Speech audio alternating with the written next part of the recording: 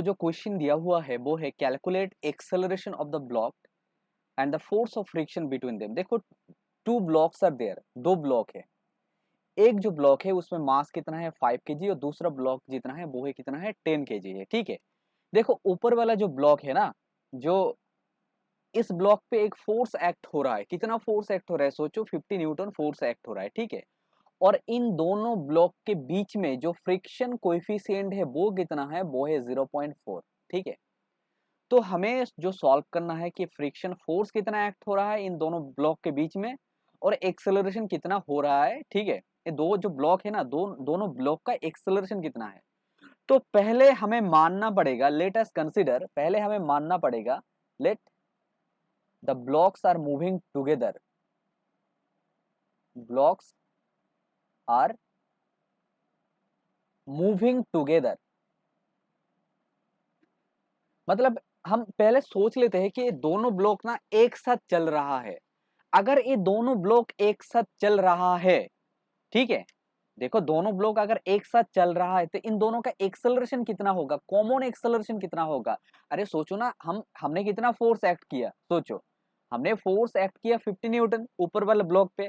देखो हम सोच रहे हैं कि देखो कि दोनों ब्लॉक एक साथ चल रहा है। भाई एक साथ क्यों चलेगा, एक साथ इसलिए चलेगा क्योंकि देखो इसमें एक, अगर हम मानते हैं कि ये जो ब्लॉक है ना, जो ऊपर वाला ब्लॉक है और नीचे वाला ब्लॉक है, एक दूसरे के साथ चिपका हुआ है।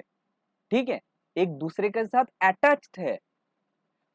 अगर हम मान लेते हैं तो क्या होगा, दो ब्लॉक एक साथ चलेगा। तो अगर दो ब्लॉक एक साथ चलता है तो उन दोनों ब्लॉक का कॉमन एक्सेलरेशन कितना होगा। हमें पता है कि एक्सेलरेशन जो होता है वो कितना होता है, फोर्स, ठीक है, बाय मास। तो देखो हमें पता है कि कितना फोर्स एक्ट हुआ है, 50 न्यूटन। कितना फोर्स एक्ट हुआ है बताओ, 50 न्यूटन। और जो टोटल मास है ना वो है 10 kg plus 5 kg, that means 10 plus 5 it will be 15 kg। तो मतलब आपका जो एक्सेलरेशन मिला वो है 50 बाई कितना, 15। तो ए हो गया आपका 3.33 मीटर पर सेकेंड स्क्वायर। देखो हमने पहले मान लिया कि दोनों ब्लॉक एक साथ चल रहा है। अगर दोनों ब्लॉक एक साथ चल रहा है, इन दोनों ब्लॉक का कॉमन एक्सेलरेशन कितना होना चाहिए, 3.33 मीटर पर सेकेंड स्क्वायर। अच्छा, तो अगर अगर ये दोनों ब्लॉक जो है वो 3.33 मीटर पर सेकेंड स्क्वायर एक्सेलरेशन से चल रहा है, तो बताओ ये जो 10 kg ब्लॉक है ना, ये जो 10 kg ब्लॉक है, इसमें कितना फोर्स एक्ट होना पड़ेगा, कितना रिक्वायर्ड फोर्स चाहिए, इसके ऊपर कितना फोर्स चाहिए, और कौन ये फोर्स देगा, फ्रिक्शन फोर्स देगा। तो इसके ऊपर कितना फोर्स एक्ट होना चाहिए कि ये जो 10 kg है ये 3.33 मीटर पर सेकेंड स्क्वायर एक्सेलरेशन से चलेगा। तो फोर्स कितना होना चाहिए, F1 अगर इसको लिखते हैं हम, तो F1 कितना, हमें पता है कि फोर्स इक्वल्स टू कितना है, मास इंटू एक्सेलरेशन। इसके मास कितना है 10 kg, और हमें पता है कि एक्सेलरेशन जो है वो है 3.33। तो आपको जो मिला वो है 33.3। इसका मतलब इस ऑब्जेक्ट पे कितना फोर्स एक्ट होना चाहिए, इस ऑब्जेक्ट पे कितना फोर्स एक्ट होना चाहिए, इस ऑब्जेक्ट पे अगर 33.3 न्यूटन फोर्स एक्ट होगा तभी ये इस एक्सेलरेशन से चलेगा।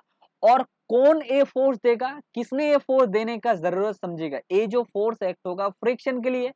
तो अभी हमें देखना पड़ेगा कि कितना फ्रिक्शन फोर्स एक्ट हो रहा है। ठीक है, तो देखो, तो लिमिटिंग फ्रिक्शन, लिमिटिंग फ्रिक्शन, देखो कितना फ्रिक्शन फोर्स एक्ट होगा। सोचो कितना फ्रिक्शन फोर्स एक्ट होगा। देखो फ्रिक्शन फोर्स कहां पर एक्ट हो रहा है, देखो बच्चों फ्रिक्शन फोर्स कहां पर एक्ट हो रहा है, इन दोनों सरफेस का बीच, इन दोनों सरफेस के लिए फ्रिक्शन फोर्स एक्ट हो रहा है। क्योंकि ये तो प्लेन सरफेस है, ये वाला जो सरफेस है तो प्लेन सरफेस है। तो फ्रिक्शन फोर्स जो एक्ट होगा ना इस सरफेस पे एक्ट होगा। ठीक है, तो फ्रिक्शन फोर्स का फॉर्मूला कितना होता है, म्यू एम जी। तो देखो इस सरफेस का फ्रिक्शन कोएफिशिएंट कितना है, फ्रिक्शन कोएफिशिएंट वो है 0.4। और एम का देखो किस मास के बात कर रहे हैं हम, देखो इस जो एम होगा ना, एम जो होगा कौन सा मास, जिसके ऊपर नॉर्मल फोर्स एक्ट हो रहा है। तो किसके ऊपर नॉर्मल फोर्स एक्ट होगा? 5 kg के ऊपर नॉर्मल फोर्स एक्ट होगा, क्योंकि आपको पता है आपने अगर कुछ ऑब्जेक्ट कहीं पर रख दिया तो नीचे के डायरेक्शन में कौन सा फोर्स एक्ट होगा? mg। mg कहां पर एक्ट हो रहा है? इस सरफेस पे। और mg के लिए ऑपोजिट डायरेक्शन में कौन सा फोर्स एक्ट होगा? Normal force.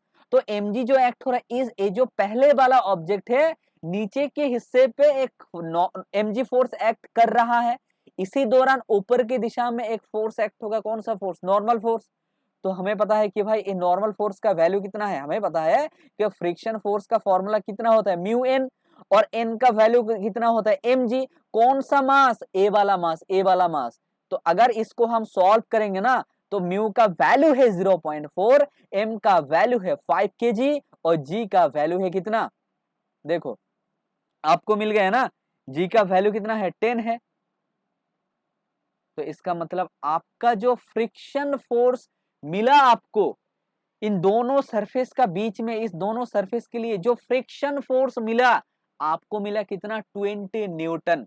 20 न्यूटन। ठीक है। तो आपको चाहिए कितना? आपको कितना फ्रिक्शन फोर्स चाहिए? 33.3 न्यूटन। अगर फ्रिक्शन फोर्स एक्ट होता है इन दोनों ब्लॉक का बीच में तभी ये दोनों ब्लॉक एक साथ चलेगा। ठीक है। अगर 33.3 न्यूटन जो रिक्वायर्ड फोर्स है वो तो आपको नहीं मिल रहा है, ये रिक्वायर्ड फोर्स कौन देगा? फ्रिक्शन देगा। क्या आपको वो रिक्वायर्ड फोर्स मिला? आपको नहीं मिला। आपको कितना मिला? 20 न्यूटन फोर्स मिला। क्या ये दोनों ब्लॉक एक साथ चलेगा? नहीं चलेगा, क्योंकि हमें जितना फोर्स चाहिए था उतना फोर्स तो नहीं मिल रहा है। ठीक है। इस ब्लॉक को इसके साथ चलने के लिए, चलाने के लिए जो हमें फोर्स चाहिए था, कौन सा फोर्स चाहिए था? फ्रिक्शनल फोर्स चाहिए था। वो कितना चाहिए था? 33.3 न्यूटन। लेकिन वो तो नहीं मिल रहा है आपको। आपको कितना मिल रहा है? 20 न्यूटन। क्या चलेगा? अच्छा देखो ये बताओ कि फ्रिक्शनल फोर्स के लिए क्यों क्यों फ्रिक्शनल फोर्स चाहिए? क्यों फ्रिक्शनल फोर्स इसको आगे बढ़ाएगा? क्योंकि देखो बच्चों, इस ये जो देखो आप सोचो ना कि अगर इसके ऊपर जो फोर्स एक्ट हो रहा है, और जो पहले वाला ऑब्जेक्ट है इसके ऊपर जो फोर्स एक्ट हो रहा है वो है 50 न्यूटन। ठीक है। और ये अगर सामने जा रहा है तो इसके ऊपर कौन सा फोर्स एक्ट होगा? फ्रिक्शनल फोर्स एक्ट होगा ऑपोजिट डायरेक्शन में। ठीक है। तो ए फ्रिक्शनल फोर्स क्या काम करेगा? ए फ्रिक्शनल फोर्स ए दोनों बॉडी के बीच में एक रिलेटिव मोशन क्रिएट करेगा। कौन सा मोशन क्रिएट करेगा? रिलेटिव मोशन क्रिएट करेगा। अगर इस 5 kg ऑब्जेक्ट में फ्रिक्शन फोर्स इस डायरेक्शन में एक्ट हो रहा है, इस 5 kg ऑब्जेक्ट में फ्रिक्शनल फोर्स इस डायरेक्शन में एक्ट हो रहा है, क्योंकि ये तो सामने जा रहा है, ये तो सामने जा रहा है, तो फ्रिक्शनल फोर्स कौन सा डायरेक्शन में एक्ट होगा? ऑपोजिट डायरेक्शन में। ठीक है। तो देखो ये फ्रिक्शनल मोशन क्या काम करता है? रिलेटिव मोशन प्रोड्यूस करेगा। तो देखो इसके हिसाब से 5 kg के हिसाब से ये बॉडी कौन सा डायरेक्शन में जा रहा है? पीछे के डायरेक्शन में जा रहा है। क्योंकि देखो अगर 5 kg के ऊपर, अगर 5 kg सामने जा रहा है तो 10 kg जो फ्रिक्शनल फोर्स के लिए तो रिलेटिव मोशन प्रोड्यूस होगा ना, तो 10 kg कौन सा डायरेक्शन में जा रहा है? पीछे के डायरेक्शन में जा रहा है। तो अगर पीछे के डायरेक्शन में 10 kg जा रहा है तो 10 kg के ऊपर फ्रिक्शनल फोर्स कौन सा डायरेक्शन में एक्ट होगा? सामने के डायरेक्शन में एक्ट होगा। तभी ये जो 10 kg है ये सामने की तरफ मूव करेगा, सिर्फ और सिर्फ ये फ्रिक्शनल फोर्स के लिए। समझ में आया? अरे देखो ना, आप 50 kg ऑब्जेक्ट में जो फ्रिक्शनल फोर्स एक्ट हो रहा है वो फॉरवर्ड डायरेक्शन में, not frictional force, applied force जो एक्ट हो रहा है वो फॉरवर्ड डायरेक्शन में। और फ्रिक्शनल फोर्स कौन सा डायरेक्शन में एक्ट हो रहा है? समझो ना, बैकवर्ड डायरेक्शन में।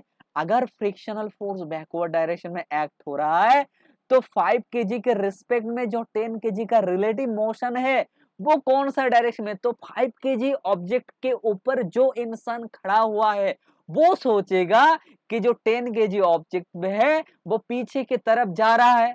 अगर 10 केजी ऑब्जेक्ट पीछे की तरफ जा रहा है तो इसका फ्रिक्शनल फोर्स कौन सा डायरेक्शन में एक्ट हो रहा है, सामने की तरफ। समझ में आया, इसका फ्रिक्शनल फोर्स कौन सा डायरेक्शन में एक्ट हो रहा है, सामने की तरफ। तो मतलब सामने की तरफ ये जो फ्रिक्शनल फोर्स एक्ट हो रहा है, यही फ्रिक्शनल फोर्स इसका एक्सेलरेशन का रीजन है। समझ में आया, ठीक है। अच्छा, ठीक है, समझ में आया, क्लियर। तो जैसे मैंने बताया कि कितना फ्रिक्शनल फोर्स चाहिए, ये जो 10 केजी ऑब्जेक्ट है, कितना फ्रिक्शनल फोर्स चाहिए 5 केजी के साथ एक साथ ले जाने के लिए, वो था 33.3 न्यूटन। लेकिन हमें कितना मिला, हमें मिला 20 न्यूटन। क्या ये दोनों ब्लॉक एक साथ जाएगा, नहीं जाएगा, क्योंकि आपको जितना फोर्स चाहिए था वो था 33.3 और आपको जो फोर्स मिला वो है 20 न्यूटन। इसका मतलब दोनों ब्लॉक एक साथ नहीं जाएगा, ठीक है, ठीक है। अगर नहीं जा रहा है तो 5 केजी जो ब्लॉक है ना, इसका एक्सेलरेशन अभी कितना होगा, जो 5 केजी ब्लॉक है, अगर इसको आप मान लेते हो तो इसका एक्सेलरेशन कितना होगा, इसके ऊपर सामने की तरफ जो फोर्स एक्ट हो रहा है वो है 50 न्यूटन और पीछे की तरफ जो फोर्स एक्ट हो रहा है वो है फ्रिक्शनल फोर्स। तो इसका एक्सेलरेशन कितना होगा, 50। अगर इसका एक्सेलरेशन में A1 लिखता हूं 50 माइनस फ्रिक्शनल फोर्स, पता है आपको फ्रिक्शनल फोर्स कितना एक्ट हो रहा है, वो है 20 बाई कितना, बाई इसका मास है, मास कितना है बताओ, 5 केजी है, ठीक है, इसका मास कितना है 5 केजी। तो इसका मतलब आपको जो एक्सेलरेशन मिला वो है 30 बाई कितना 5, दैट मीन 6 मीटर पर सेकेंड स्क्वायर, कितना 6 मीटर पर सेकेंड स्क्वायर आपको एक्सेलरेशन मिला, ठीक है। अच्छा, अभी सोचो ये जो दूसरा बॉडी है, दूसरा बॉडी पे कितना एक्सेलरेशन काम कर रहा है। देखो दूसरा बॉडी मूव कर रहा है, क्यों मूव कर रहा है, क्योंकि दूसरा बॉडी का जो रिलेटिव मोशन हो रहा है वो पीछे की तरफ हो रहा है, इसका रिलेटिव मोशन पीछे की तरफ हो रहा है। अगर इसका रिलेटिव मोशन पीछे की तरफ हो रहा है तो फ्रिक्शनल फोर्स कौन सा डायरेक्शन में एक्ट हो रहा है, सामने की तरफ। यही फ्रिक्शनल फोर्स इसका एक्सेलरेशन का रीजन है। तो इसका एक्सेलरेशन कितना होगा, फोर्स अपन मास। तो फोर्स कितना है, देखो फ्रिक्शनल फोर्स जो एक्ट हो रहा है वो है 20 और इसका मास कितना है, मास है 10, ठीक है। मास कितना है बताओ, 10। तो आपको मिल गया कि इसका एक्सेलरेशन जो हो गया वो है 2 मीटर पर सेकेंड स्क्वायर, ठीक है, समझ में आया।